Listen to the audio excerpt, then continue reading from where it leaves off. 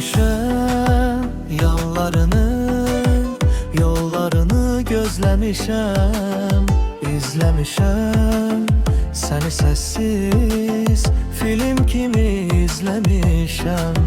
Çəkinmişəm, yox deyəsən, özüm yox olmuşam, özüm gizləmişəm. Sənə olan bu sevgimi gizləmişəm.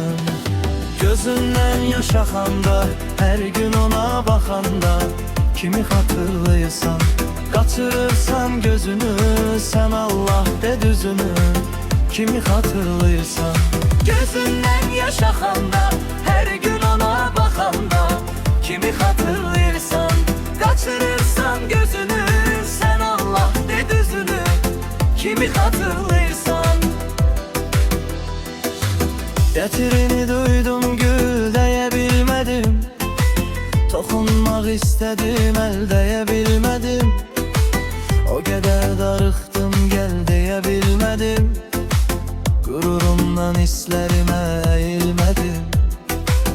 Etiraf edirəm, sevmişəm səni, həyatımdan da çox, canımdan da çox. Amma keçdi daha, indi gecdi gaha, sonraki peşmancılığın faydası yox. Yaş süzülür yanağa, oradan düşür dodağa, girib gizlin otağa, kimi xatırlayırsan.